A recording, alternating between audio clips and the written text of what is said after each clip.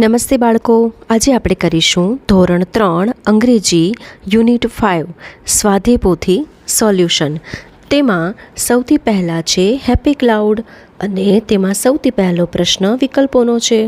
તેમાં સૌથી પહેલો વિકલ્પ છે what was the name of cloud. તો એમાં આવશે પહેલું હેપી. બીજું હુ બીકમ ફ્રેન્ડ. તો એમાં આવશે બીજું હેપી એન્ડ ધ જંગલ. ત્રીજું what did Happy see in the sky. તો એમાં આવશે ત્રીજું રેઇનબો. ચોથું who give a gift to Happy. એમાં આવશે બીજું ધ સન. હવે પ્રશ્ન બીજો, તેમાં આ વાક્યો કોણ બોલે છે, યોગ્ય ઉત્તર ઉપર ખરાની નિશાની કરો. તેમાં પહેલું છે વોટ ઇઝ યોર નેમ. તો આ વાક્ય કોણ બોલે છે, તો ધ જંગલ. બીજું વેર ઇઝ યોર હોમ. આ વાક્ય કોણ બોલે છે, તો ધ જંગલ. ત્રીજું look there is a rainbow over you. તો આ વાક્ય ધ જંગલ બોલે છે. ચોથું it is my gift for you. આ વાક્ય ધ સન બોલે છે. પાંચમું happy people can make other happy. આ વાક્ય ધ સન બોલે છે. હવે પ્રશ્ન ત્રીજો, આપેલા 4 શબ્દોમાં જુદા પડતા શબ્દ ફરતે દોરો. તો એમાં સૌથી પહેલું છે સન, મૂન, સ્ટાર અને રેન.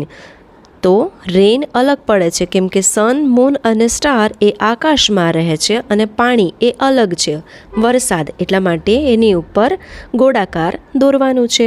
બીજું હિલ, વેલી, જંગલ અને રિવર. તો એ પણ રિવર અલગ છે એટલે તેના ઉપર દોરવાનું છે. ત્રીજું ક્લાઉડ, રેઇન, સ્નો, હેપી. તો એમાં પણ હેપી અલગ છે. ચોથું રિવર, લેક, સી, માઉન્ટેન. તો એમાં માઉન્ટેન અલગ છે. એના પછી ચોથું વાક્યો વાંચો, ટ્રુ અથવા ફોલ્સ એટલે કે સાચું અથવા ખોટું લખો. પહેલું Happy and the rain become friend. False એટલે કે ખોટું. બીજું there was a rainbow in the sky. True એટલે સાચું.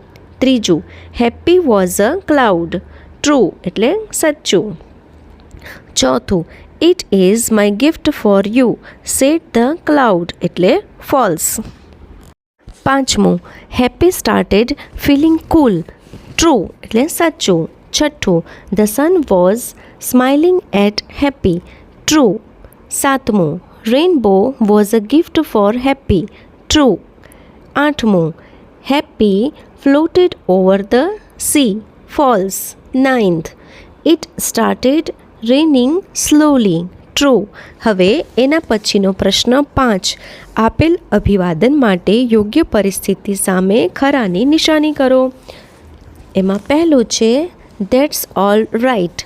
એની સામે આવશે પહેલું જ્યારે કોઈ તમને સોરી કહે, મતલબ કે જ્યારે તમને કોઈ સોરી કહે ત્યારે તમારે શું બોલવાનું, તો ધેટ્સ ઓલ રાઇટ એવું બોલવાનું.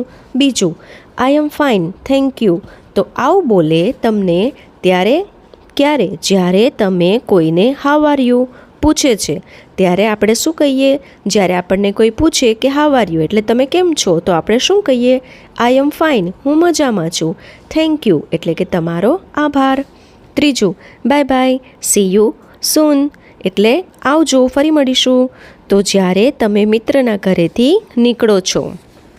ચોથું હાઉ આર યુ એટલે કે તમે કેમ છો, તો જ્યારે તમે કોઈને મળો છો ત્યારે કહો.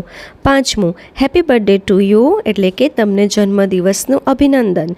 તો ક્યારે કહો તમે આવું, જ્યારે તમારા મિત્રની વર્ષગાંઠ હોય, જન્મદિવસ હોય. છઠ્ઠું મે આઈ હેલ્પ યુ એટલે કે હું તમને મદદ કરું. ક્યારે કહો આવું, જ્યારે કોઈને મદદની જરૂર હોય. સાતમું I am sorry I can not come એટલે કે મને માફ કરજો હું આવી નહીં શકું. તો આવું ક્યારે કહો, જ્યારે તમે કોઈનું આમંત્રણ સ્વીકારી નથી શકતા. આઠમું બેસ્ટ ઓફ લક એવું ક્યારે કહો, જ્યારે તમારો મિત્ર સ્પર્ધામાં ભાગ લેવાનો હોય.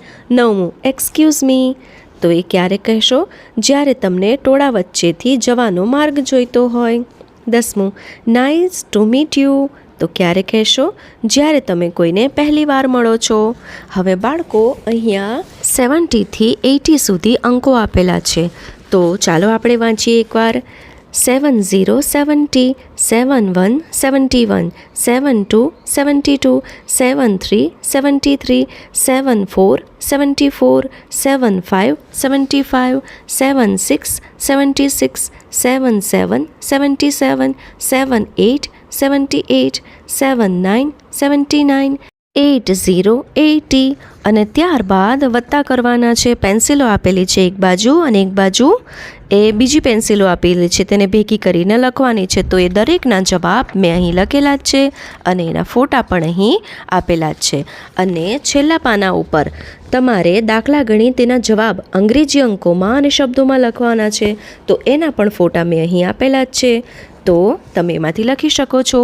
હવે જો મારી ચેનલ પર નવા હો તો લાઈક અને સબસ્ક્રાઈબ કરવાનું ભૂલતા નહીં, જેથી યુનિટ 6માં પણ આપણે મળી શકીએ. આવજો.